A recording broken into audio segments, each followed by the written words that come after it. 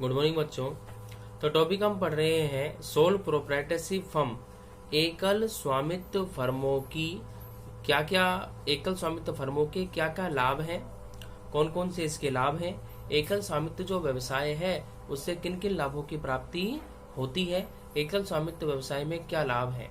तो उन लाभों के अंदर आपने एक दो बिंदु पढ़ लिए थे, कुछ बिंदु दो तीन बाकी हैं, जिसमें एक बिंदु हम पढ़ेंगे, कल हमने नियंत्रण के बारे में पढ़ा था। आज हम बिंदु पढ़ेंगे अगला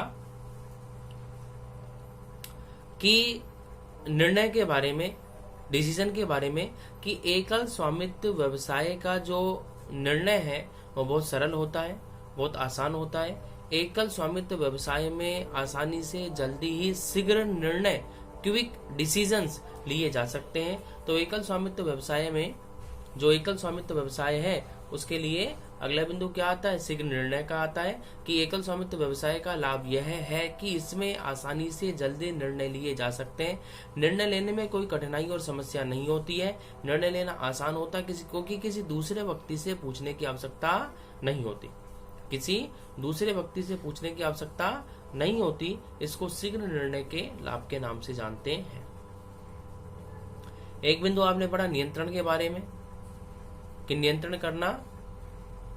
नियंत्रण जो है वो पूर्ण रूप से एकल स्वामी एकल मालिक का ही होता है। ठीक है। एक आपने लाभ पढ़ा स्थापित करने और बंद करने की सरलता, कि एकल स्वामित्व व्यवसाय को स्थापित करना और बंद करना क्या होता है, आसान होता है, और आसानी से इस प्रकार के लाभों को, इस प्रकार के व्यवसायों को जब चाहे जब बंद किया जा सकता है। कोई कानूनी विशेष अनिवार्यता, कोई कानूनी औपचारिकताओं की आवश्यकता नहीं होती है। ठीक है। एक और लाभ है जिसका नाम है उपलब्धि का एहसास। उपलब्धि के एहसास का बंधु ये कहता है कि एकल स्वामित्व व्यवसाय में एकल स्वामी को अपनी उपलब्धि का एहसास होता है, तो किसी मोटिवेटिंग फैक्टर्स, अभिप्रेरणा देने वाले घटकों की आवश्यकता नहीं होती, और अभिप्रेरणा देने की, मोटिवेशन देने की कोई रिक्वायरमेंट नहीं है। जो एकल स्वामित्व व्यवसाय है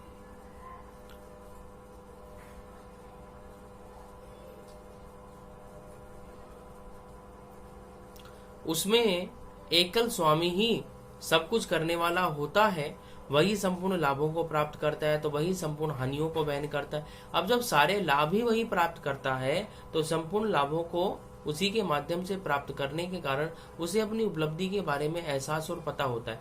मान लो व्यवसाय ने लाभ कमाया तो उसको पता है कि उसकी मेहनत की वजह से व्यवसाय में लाभ हुआ है, और उपलब्धि का एहसास उसको और अच्छा कार्य करने के लिए प्रोत्साहित और प्रेरित करता है। दूसरा जो बिंदु है उपलब्धि के एहसास के बाद, उपलब्धि का एहसास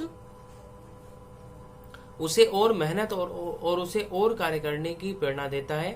ये प्रत्यक्ष प्रोत्साहन का भी घटक है। मतलब एक तरीके से एकल स्वामित्व व्यवसाय में जो लाभ हैं वो प्रत्यक्ष रूप से व्यक्ति को प्रोत्साहित करते हैं कि वो रात दिन मेहनत करे और अच्छे तरीके से कार्य करे, अन्यथा व्यवसाय को नुकसान हो सकता है। तो एकल स्वामित्व व्यवसाय में किसी दूसरे मोटिवेटिंग फैक्टर या प्रेरणा देने के तरीके को काम में लिया जाना आवश्यक नहीं होता, क्योंकि जो लाभ है वही सबसे बड़ा मोटिवेटिंग फैक्टर, वही सबसे बड़ा अभिप्रेरणा देने का घटक माना जाता है, और लोग लाभों को प्राप्त करने के लिए ही स्वतः ही अपने आप ही अभिप्रेरित हो जाते हैं। तो इस तरह की फर्मों और इस तरह के व्यवसायों का एक लाभ और क्या होता है, उपलब्धि का एहसास इन व्यवसायों के लिए एक लाभ माना जाता है। ठीक है। तो ये एकल स्वामित्व व्यवसाय के कुछ लाभ थे जो एकल स्वामी को प्राप्त होते हैं, एकल व्यवसाय को प्राप्त होते हैं। ठीक है। अब हम इसके बाद में अगला बिंदु, अगला टॉपिक इसके पढ़ेंगे, इसकी हानियों के बारे में, कि एकल स्वामित्व व्यवसाय की कुछ हानियां भी पाई जाती हैं। एकल स्वामित्व व्यवसाय की कुछ हानियां कौन कौन सी हैं? तो हानियों के अंदर जो सबसे पहला बिंदु है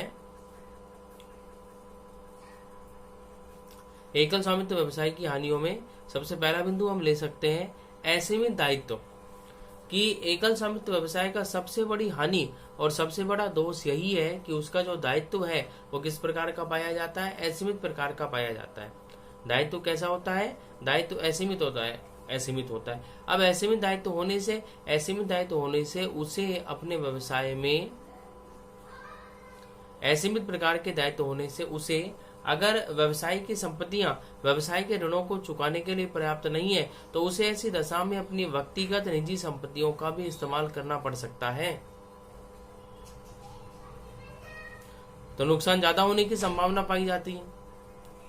नुकसान अधिक होने की संभावना जो है इस प्रकार के व्यवसाय में अधिक पाई जाती है। तो इस व्यवसाय के अंदर सबसे पहला बिंदु तो क्या है कि इस तरह के व्यवसाय के अंदर जोखिम की मात्रा जो है वो अधिक पाई जाती है और अधिक जोखिम के कारण ये व्यवसाय जो है वो उपयुक्त नहीं रहता।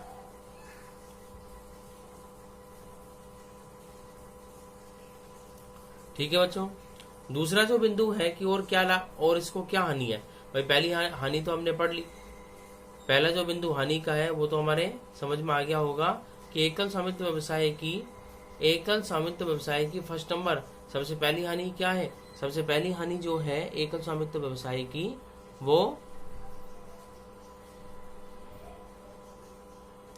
इसके दायित्व को लेकर के है कि दायित्व असीमित मात्रा में पाया जाता है और असीमित प्रकार का ये जो दायित्व है वो दूसरी प्रकार की अन्य जो हानियां हैं वो भी उत्पन्न कर सकता है।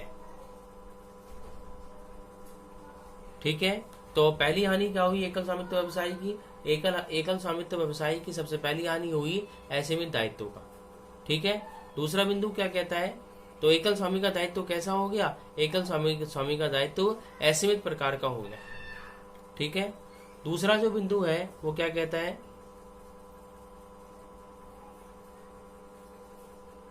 दूसरा बिंदु ये है व्यवसायिक निरंतरता का अभाव। किस प्रकार के व्यवसाय में व्यवसायिक निरंतरता का अभाव पाया जाता है। पता नहीं ऐसे व्यवसाय कब बंद हो जाए। एकल स्वामित्व व्यवसाय में व्यावसायिक निरंतरता का अभाव पाया जाता है। पता नहीं इस तरह के जो बिंदु हैं वो इस तरह के जो व्यवसाय है वो कब समाप्त हो जाए। क्यों, क्योंकि एकल स्वामित्व व्यवसाय में अकेला ही व्यक्ति होता है, अकेला ही स्वामी होता है, अकेला ही व्यवसाय का मालिक होता है। तो संपूर्ण प्रकार से व्यवसाय के ऊपर पूरा हिसाब किताब वही रखने वाला होता है। लेकिन मान लो उस व्यक्ति की मृत्यु हो जाए तो उस व्यक्ति की मृत्यु होने की दशा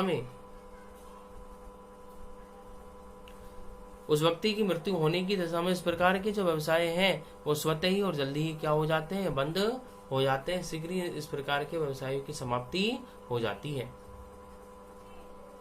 ठीक है, तो बेटा बिंदु से आपको समझ में आ रहा होगा कि एकल स्वामित्व व्यवसाय की कौन कौन सी हानियां हैं।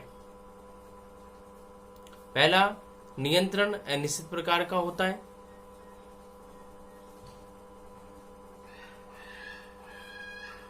ठीक है, अच्छा, इन दोनों बिंदुओं के बाद में एकल स्वामित्व व्यवसाय की और भी हानि है। एक हानि होती है सीमित संसाधन। सीमित संसाधन का बिंदु ये कहता है कि एकल स्वामित्व की व्यवसाय की हानि है कि इसमें संसाधन सीमित मात्रा में पाए जाते हैं। इसमें संसाधन सीमित मात्रा के अंदर पाए जाते हैं और अधिक बड़ी मात्रा में सामान जो है वो लाए ले जाए नहीं जा सकते हैं। ठीक है, तो जो एकल स्वामित्व व्यवसाय है उसमें काफी सारी हानियां हैं। कुछ 2-3 हानियां और है वो उनको हम कल पढ़ लेंगे। ओके बेटा, थैंक यू।